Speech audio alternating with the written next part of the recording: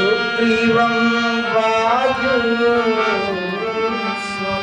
च प्रणमामि पुनः पुनः।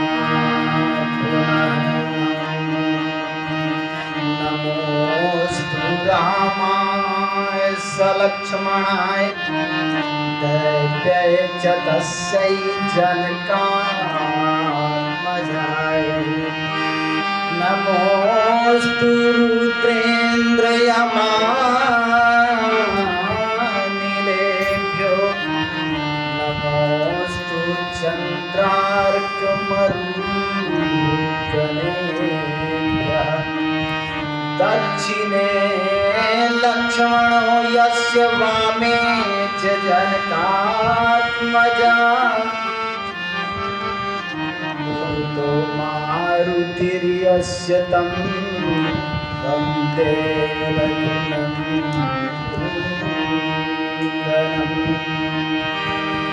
यत्र यत्र रघुनाथकीर्तनं तत्र तत्र कृतमस्तकाञ्जलिं बाष्पवारि परिपूर्णलोचनं मारुतिं नमत राक्षसान्तकम्।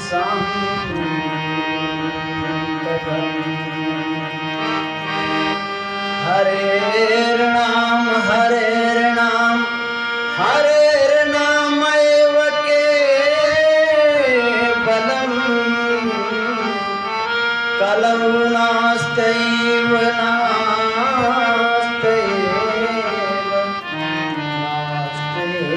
गतिरन्यथा। लेत सदा सुधीतिं सहज दया के धाम। जननी जनक इस जीव के प्रभु श्री सीताराम। बोले भक्तवत्सल भगवान की। प्रातः स्मरणीय नित्य वंदनीय सृष्टिकर्ता पालनकर्ता संहारकर्ता प्रभु श्री सीताराम जी महाराज, उनके चरणों में विराजमान भक्त भय भंजन असुर निकंदन मारुति नंदन पवन पुत्र श्री हनुमंत लाल जी महाराज के चरणों में अपने मन रूपी पुष्पांजलि को अर्पित करते हुए यहाँ पर उपस्थित मेरे स्नेहमयी मेरे यहाँ के इस प्रशिक्षण प्रमुख श्री राम प्रकाश जी और उपस्थित हमारे व्यवस्था पक्ष से भी और प्रशिक्षण पक्ष दोनों को संभालने वाले ऐसे हमारे बसंत लाल जी आज इस समय दोनों विराजमान हैं। आइए और हमारे विभिन्न क्षेत्रों से आए हुए भाई भी बड़े मस्ती में रोज कथा सुनते हैं और गाते भी हैं। आइए दो बार मन व वाणी को पवित्र करने के लिए भगवत नाम संकीर्तन। श्री राम जय राम जय जय राम। श्री राम जय राम जय जय राम। श्री राम जय राम जय जय राम। श्री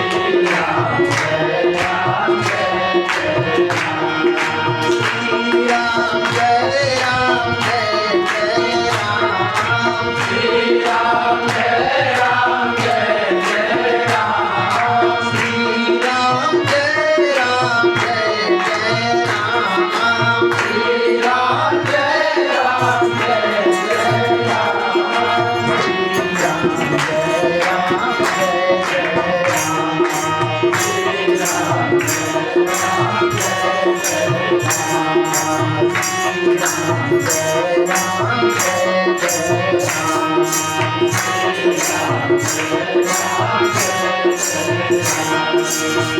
मंगल हवन मंगल हारी मंगल हवन मंगल हारी मंगल भवन मंगल हारी मंगल भवन मंगल हारी।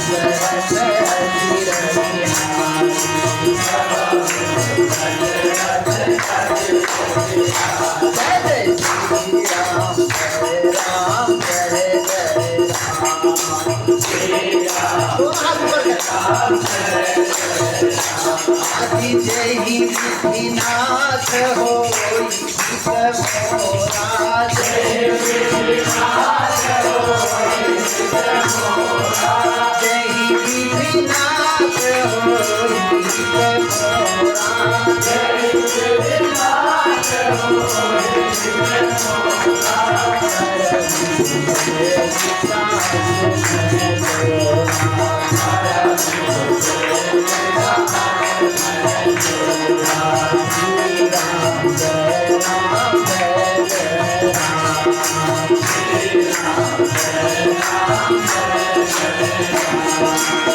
सागर शिव ही नाई अब सागर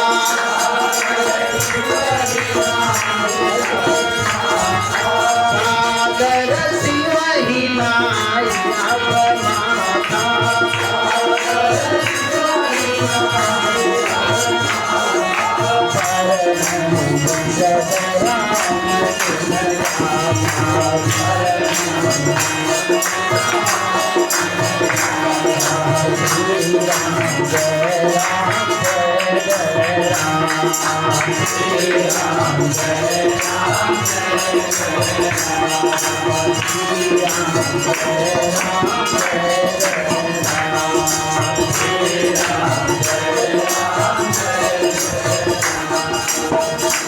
बोलिए हनुमान जी महाराज की।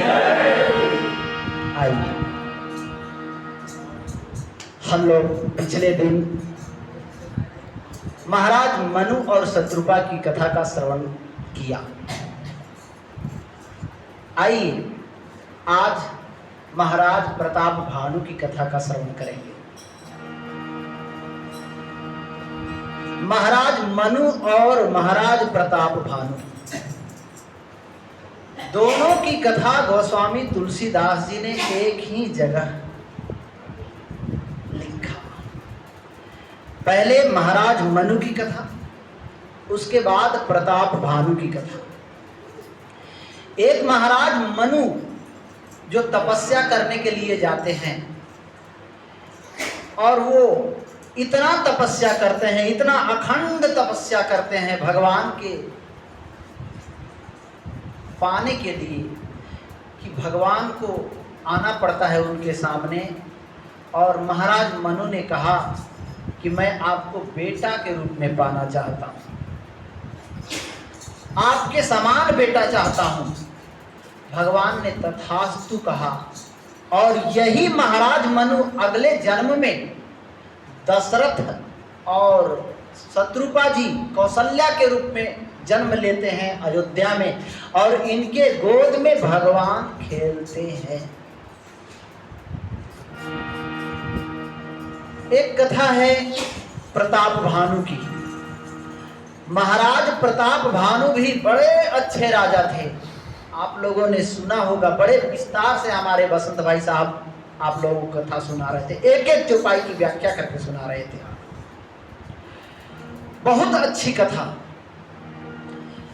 महाराज प्रताप भानु के जीवन में भी कोई कमी नहीं थी, उनके राज्य में भी किसी को दुख नहीं था। गोस्वामी तुलसीदास जी ने महाराज प्रताप भानु के बारे में लिखा, सब दुख पर चित अप्रजा सुखारी, धर्मशील सुंदर नर नारी। महाराज प्रताप भानु के जीवन में एक भी दुख नहीं था। उनके प्रजाओं के जीवन में, उनके नागरिकों के जीवन में दुख नहीं था। सब दुख वर्जित प्रजा सुखारी, सब प्रकार से सुखी प्रजा थी। धर्मशील सुंदर नर नारी, उनके राज्य में सब धर्मात्मा थे, सुंदर नर नारी थे, यानी किसी प्रकार की कोई कमी नहीं थी। लेकिन क्या वजह है कि महाराज मनु दशरथ बन गए और महाराज प्रताप भानु दशमुख बन गए। महाराज प्रताप भानु रावण बन गए और महाराज मनु दशरथ बन गए। महाराज दशरथ के गोद में भगवान क्रीड़ा करते हैं, खेलते हैं, और महाराज प्रताप भानु भगवान से बैर कर लेता है, अगले जन्म में राक्षस बन जाता है। वस्तुतः इस संसार में कोई बुरा नहीं है, हम सब जितने हैं सब अच्छे हैं, क्योंकि हम ईश्वर के अंश हैं, इसमें कोई शक नहीं है। और ईश्वर का अंश ईश्वर के जैसा ही उसके पास गुण है, उसके पास सब कुछ है, दिव्यता है, भव्यता है, सब कुछ है। आपने सुना है ईश्वर अंश जीव अविनाशी, ईश्वर अंश जीव अविनाशी, चेतन अमर सहज सुखराज,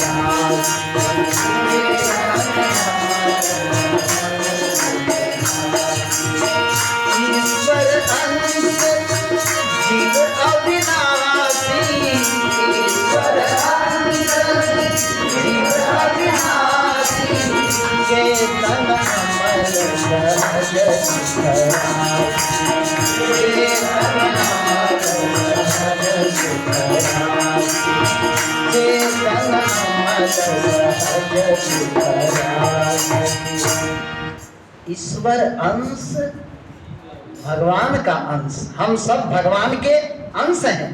यानी समुद्र का एक बूंद जल भी समुद्र का ही तो जल है, कम है लेकिन है तो समुद्र का जल। हम ईश्वर का अंश हैं तो ईश्वर के समान ही हम में भी गुण है। ईश्वर अंश जीव अविनाशी, चेतन है, अमल निर्मल है, सहज सुख राशि है, सहज सुख, कहीं से सुख उधार लेने की आवश्यकता नहीं है, ऐसा जीव है। लेकिन क्या कारण है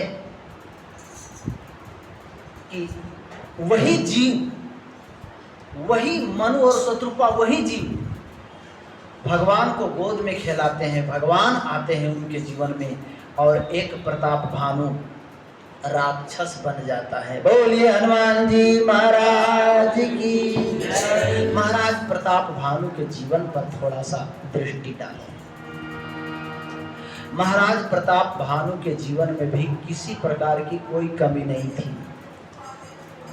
बड़ा धर्मात्मा राजा, प्रजा को बहुत सुख सुविधा देने में बहुत तत्पर राजा। उनके बारे में कहा गया है कितना धर्मात्मा था। जहाँ लगी कहे पुराण श्रुति, एक एक सब जाग। जहाँ तक वेद और पुराणों में यज्ञ का वर्णन है, जहाँ लगी कहे पुराण श्रुति, एक एक सब जाग। पार सहस्त्र सहस्त्र नृप किए सहित अनुराग।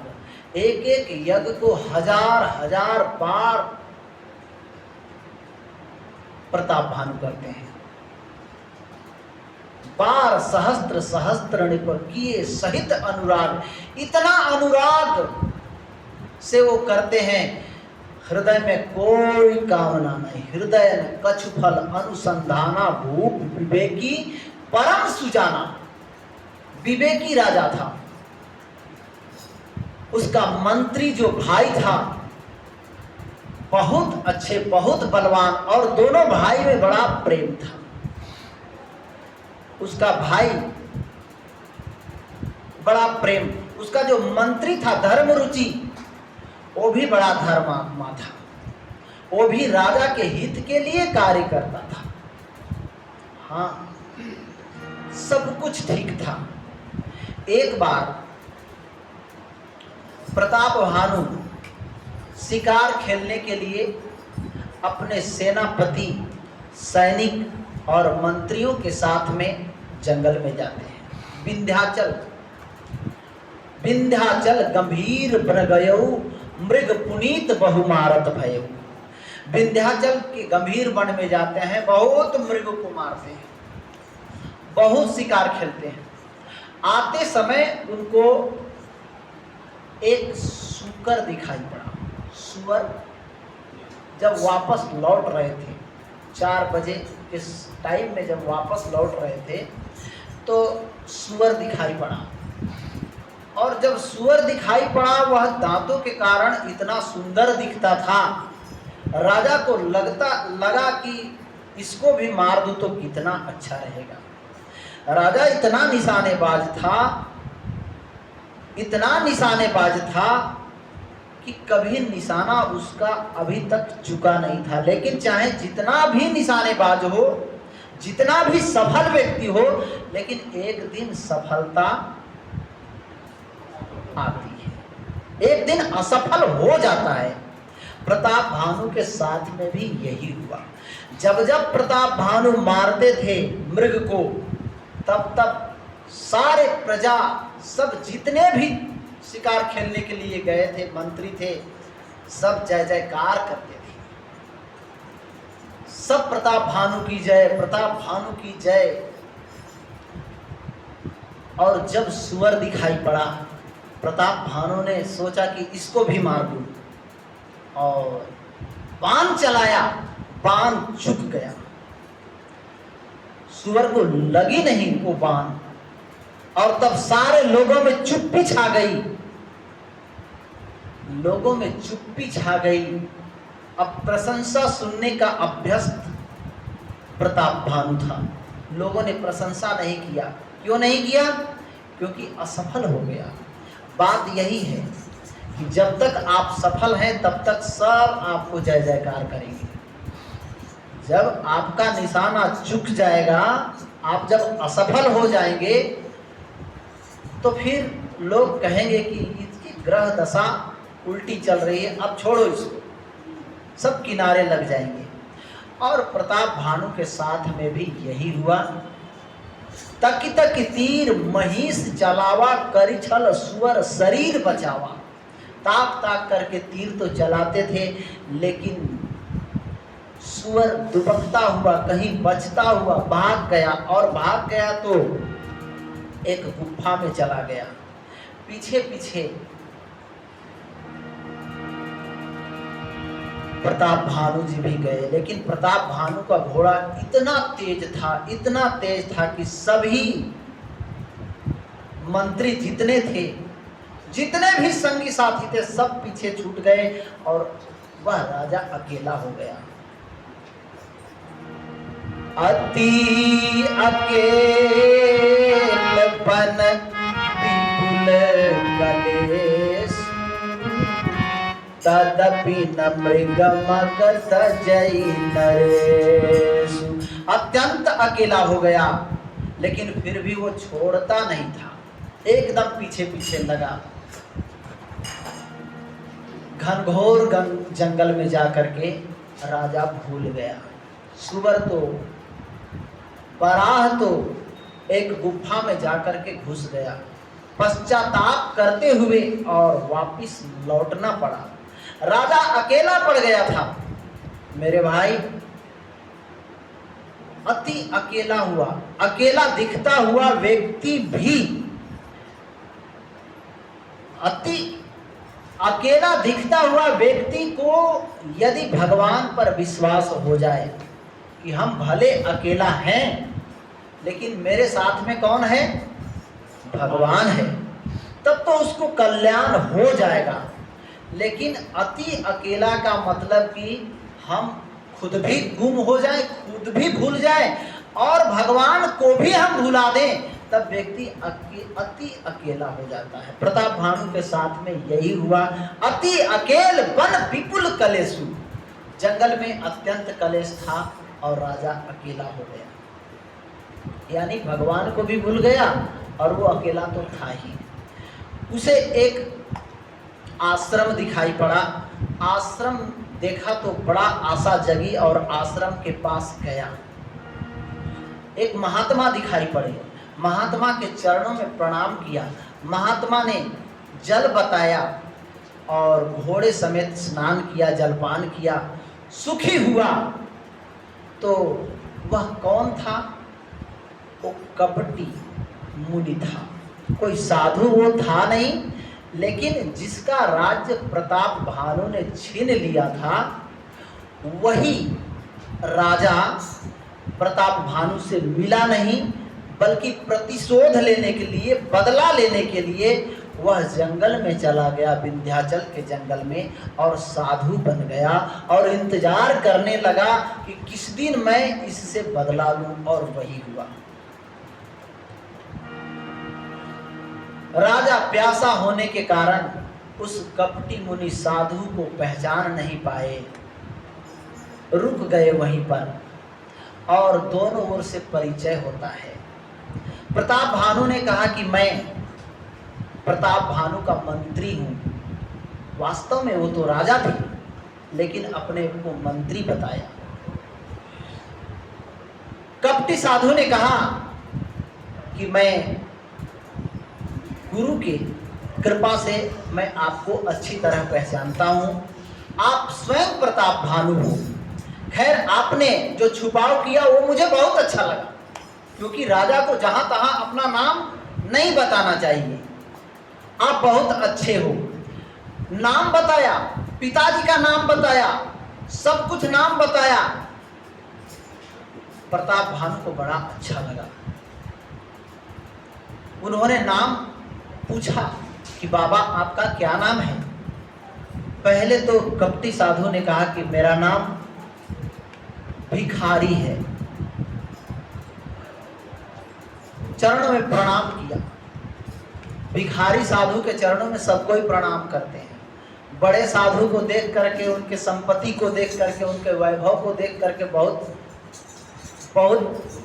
प्रेम नहीं करते। वैभव संपत्ति को भले प्रणाम करते हैं, लेकिन साधु से प्रेम उतना नहीं होता। बोलिए रामकृष्ण भगवान की। हाँ, प्रताप भानु ने प्रणाम किया और कहा कि नाम का अर्थ बताइए भगवान। फिर उन्होंने कहा कि मेरा नाम एक तनु है। एक तनु का मतलब, कहा कि जब से सृष्टि हुई है तब से मैं दूसरा शरीर धारण नहीं किया। राजा को और श्रद्धा हुआ कि एक तनु व्यक्ति, सृष्टि में एक व्यक्ति मिला और गुरु बना लिया। शाम हो गई। उन्होंने कहा कि गुरुदेव अब मैं वापस जा सकता हूं। कपटी राजा ने कहा कि नहीं, निशा घोर गंभीर बन पंथन सुनहि सुजान। हे राजा, रात्रि हो गई है, घना जंगल है, रास्ता दिखाई नहीं पड़ेगा, तुम भोर में चले जाना और अभी मत जाओ। रुक गया, कथा आगे बढ़ी। कपटी राजा ने, कपटी साधु ने कहा कि कुछ वरदान मांग लो। उन्होंने कहा कि महात्मन, मुझे सब कुछ मिल गया, फिर भी लेकिन आप मिले हो तो आप जैसे महात्मा के समक्ष कुछ मांग ही लेता हूं। और क्या मांगा? जरा मरण दुख रहित तनु समर्जित जनिका।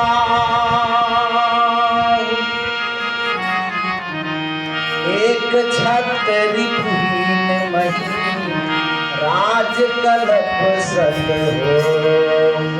जरा मरण दुख रहित तनु समर्जित जनिको। जरा मरण मतलब, जरा मतलब बुढ़ापा कभी नहीं हो, मैं बूढ़े नहीं हूं, ऐसा वरदान। हमारी मृत्यु नहीं हो, जरा मरण दुख, कहा कि दुख भी नहीं हो। जरा मरण दुख रहित तनु समर जितय जनिको।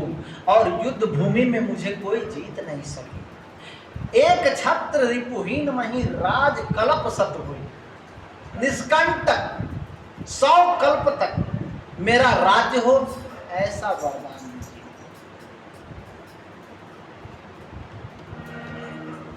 उस कपटी महात्मा को लगा कि ये तो मुझसे भी बड़ा भिखारी है, ये तो महाभिखारी है, इसको ठगना आसान है। उसने कहा तथास्तु राजन, ऐसा ही होगा। तुम्हें कोई जीत नहीं पाएगा, तुम्हें कोई परास्त नहीं कर पाएगा। तुम बूढ़ा कभी नहीं होोगे, तुम कभी नहीं मरोगे, निष्कंटक 100 कल्प तक राज रहेगा।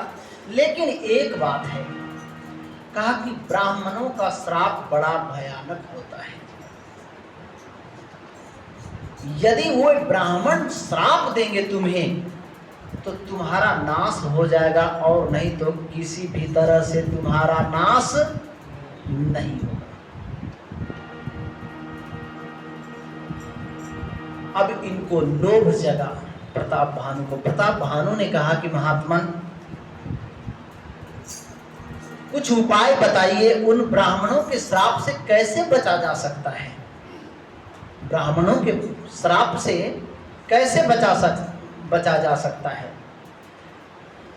उन्होंने कहा कि मैं तुम्हारे घर में जाकर के और 1 वर्ष तक रसोई बनाऊं, भोजन बनाऊं, और उन भोजन को ब्राह्मण मंडली को तुम न्योता भेजो, साल भर तक आमंत्रित करो। उन लोग आपके यहाँ आए, उन लोग आपके यहाँ भोजन करें, और उन लोग जो यज्ञ करेंगे, जो पूजन करेंगे, जो तप करेंगे, उसके फलस्वरूप देवता भी तुम्हारे बस में हो जाएंगे और ब्राह्मण तो बस में हो ही जाएंगे। तुम ऐसा काम करो। ऐसा उन्होंने आदेश दिया। कपटी साधु ने कहा, लेकिन आपके यहाँ अभी तक मैं किसी के गांव में या किसी के घर में गया नहीं। अब यहाँ बड़ा धर्म संकट हो गया, यहाँ तो हमारे लिए किंकर्तव्य विमूढ़ता की स्थिति आ गई। मैं कैसे करूं, मैं जाऊं कि नहीं जाऊं, तुम्हारे गांव में जाना बड़ा असंभव है। राजा ने कहा कि प्रभु, आप हमारे गुरुदेव हैं, आप इस उपाय आप कर सकते हैं, आप कृपया हमारे गांव में चलें।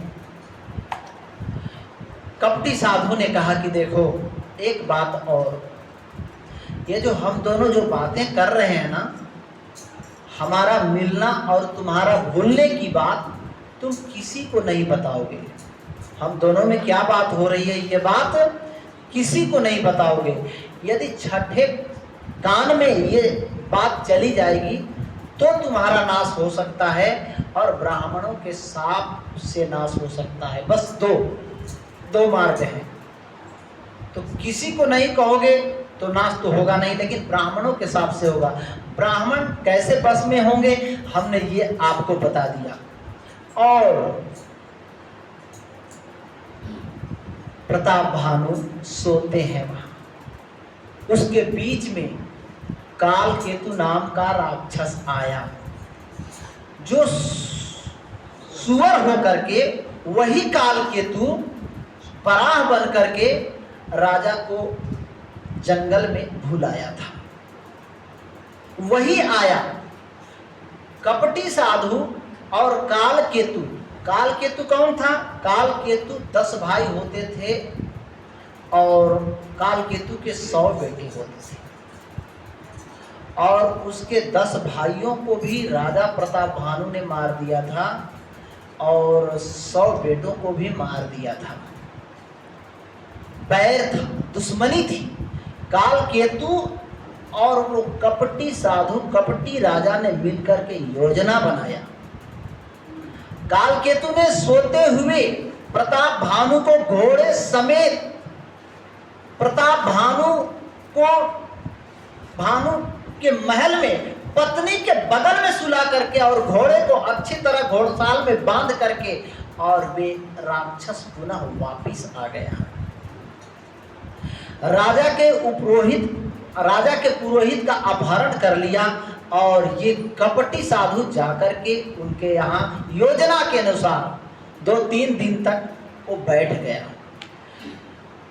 राजा प्रताप भानु बड़ा प्रसन्न हुआ कि हमारे घर में गुरुदेव आए हैं, और उनके अनुसार रसोई बनी, अनेक प्रकार की रसोई बनी, और उसमें ब्राह्मणों का मांस भी मिला दिया गया था। सभी ब्राह्मण बैठे भोजन करने के लिए, सबको आमंत्रित किया, और सब जब ब्राह्मण भोजन करने लगे तो ऊपर से आकाशवाणी हुई कि हे ब्राह्मणों, तुम लोग इस भोजन को मत करो, क्योंकि इसमें मांस मिलाया गया है। तुम्हें भ्रष्ट करने के लिए ये राजा उपाय कर रहे हैं। और शायद वो आकाशवाणी काल केतु नाम का राक्षस ही किया था। और तब ब्राह्मणों ने श्राप दिया कि अरे राजन, अरे छत्री, तूने मुझे भ्रष्ट करना चाहा, जाओ तुम्हारा राज्य समाप्त हो जाए, जाओ तुम परिवार समेत निशाचर हो जाओ। ब्राह्मणों ने श्राप दिया। प्रताप भानु आश्चर्यचकित हो गया कि ये क्या हो रहा है, चरणों में पड़ गया और कहा कि रक्षा कीजिए प्रभु, रक्षा कीजिए महात्मन, ऐसा कैसे हो गया। सारी योजना सब कुछ सुनाया और फिर जहां भोजन बन रहा था वहां जाकर के देखा तो रसोईया बनाने वाला भी नहीं था, सब गायब थे। राजा को बड़ा पश्चाताप हुआ, सारी बातें बताई। ब्राह्मणों ने कहा कि हमारा अब श्राप तो व्यर्थ नहीं जाएगा, तुम राक्षस तो बनोगे निश्चित, लेकिन ऐसे राक्षस बनोगे कि भगवान उद्धार करने के लिए तुम्हें आएंगे। और वही ब्राह्मणों के श्राप के कारण साल भर के अंदर में तुम्हारा राज्य समाप्त हो जाएगा, ऐसे ब्राह्मणों का श्राप था। तो वही प्रताप भानु रावण बनता है और उसका भाई जो अरिमर्दन था वो कुंभकर्ण बनता है। उसका जो मंत्री था कौन, धर्मरुचि, वो विभीषण बनता है। इस प्रकार से एक राजा, एक प्रतापी राजा, एक धर्मात्मा राजा, सिर्फ राजा ही राक्षस नहीं बना, उसका भाई भी राक्षस बना, उसका मंत्री भी राक्षस बना, उसका पूरा खानदान राक्षस बना। बाद में आकाशवाणी हुई थी, हे ब्राह्मणों, तुम लोगों ने सोच समझ करके इसको श्राप नहीं दिया, इसकी कोई गलती नहीं थी। अच्छा, एक बात और विचारने योग्य है कि यदि प्रताप भानु गलती किया तो प्रताप भानु को श्राप मिलना चाहिए। पूरे परिवार ने क्या किया था, कुछ नहीं किया था, लेकिन श्राप मिल गया। और वो 1 साल के अंदर में सारे राजाओं को ये कपटी साधु ने पत्र लिखा, सभी दौड़े और राजा हार गया, मारा गया। दूसरे जन्म में यही रावण और कुंभकर्ण और विभीषण बनते हैं।